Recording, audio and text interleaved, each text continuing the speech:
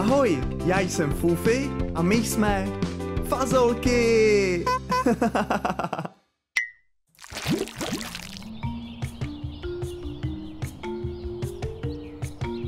Tajemný dálkový ovladač.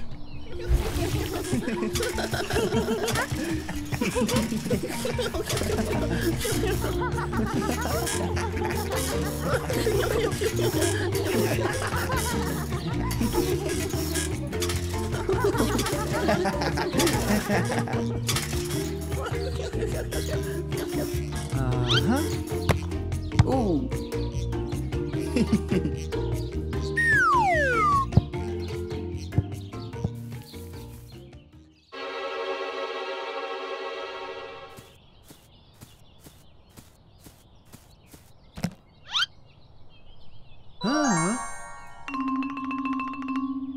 Co to je?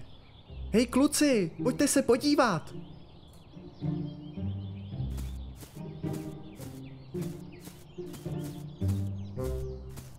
Co to je? Vypadá to jako dálkový ovladač. Možná je to k nějaké televizi. Jak je možné, že se tady válí ovladač na televizi? To je divný.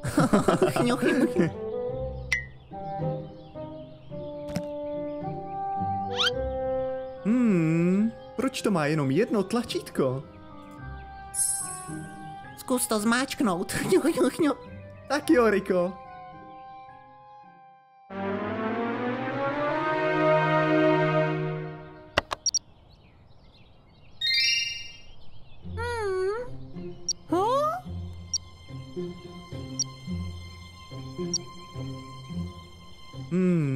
Asi jsou vybité baterky.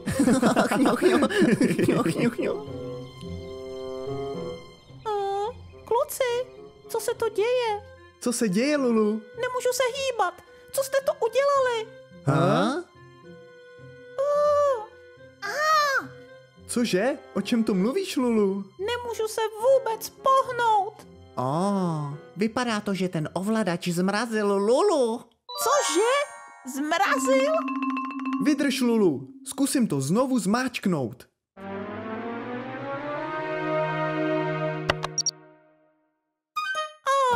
Už se můžu hýbat. To bylo divné. Vypadá to, že jsme našli nějaký tajemný dálkový ovladač, který tě dokáže zmrazit. Wow, tak to je zajímavý. Jo, to je, ale už to neskoušejte na mě. Promiň, Lulu. Počkat, mám jeden nápad.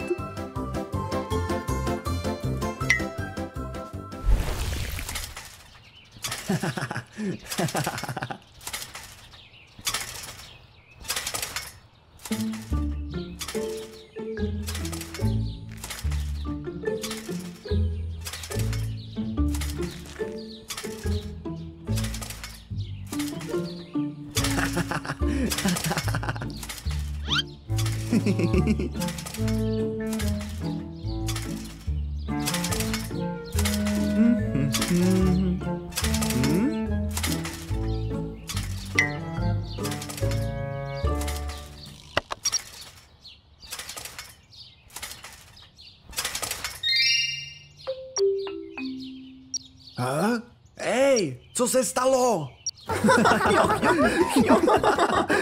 Fufi, co jsi to udělal? Nemůžu se hýbat. Našli jsme tento magický dálkový ovladač a zmrazili tě. Cože? Odmraž mě, Fufi. Tak jo, Andy. Neboj.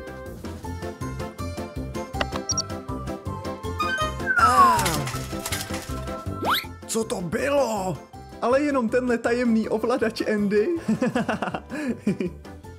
Vážně? Dej mi ten ovladač. Chci si to taky vyzkoušet.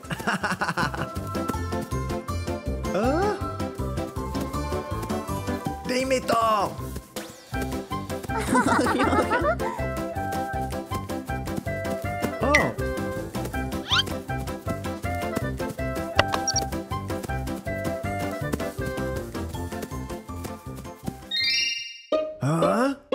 Zkus mě chytit, Andy. Ale ne, to není fér, Fufi.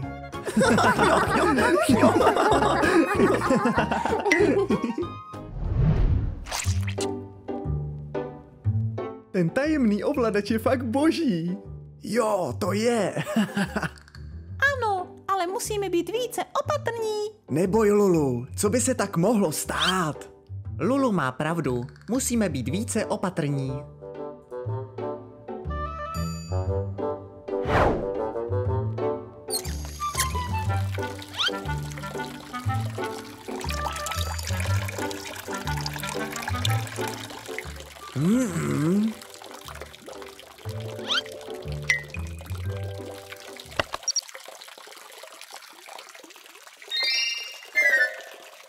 Andy, teď ne.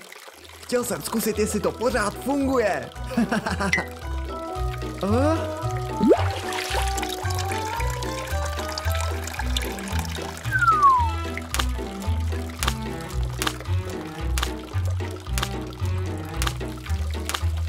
Andy, prosím, odmraž mě. No, to nevím. Možná za chvilku.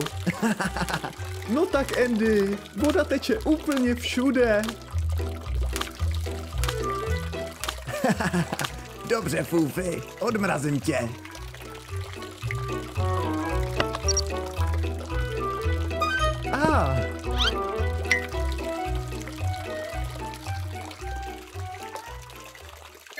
Podívej se, co jsi udělal, Andy.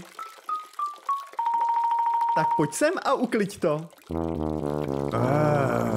Tak jo.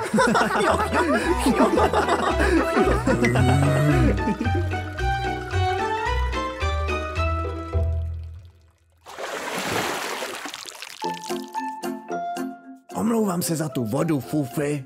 Myslel jsem si, že to bude legrace. To je dobrý, Andy. Díky, že jsi to uklidil.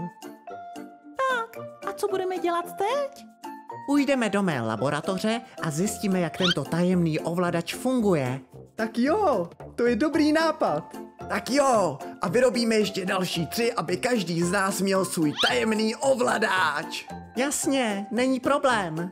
Hej, Fufi, podáš mi prosím ten dálkový ovladač? Jasně, Riko.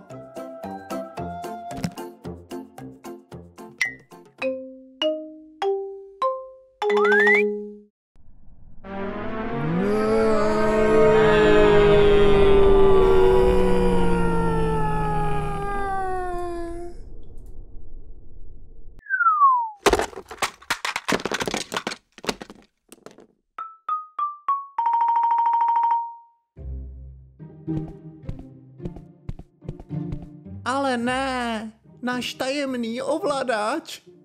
Hádám, že tohle už asi nepůjde opravit. Omlouvám se. Ale užili jsme si spoustu legrace, že? Jo, ale já vám říkala, že jsme měli být více opatrní. Ano, alespoň nikdo nezůstal zmražený na furt.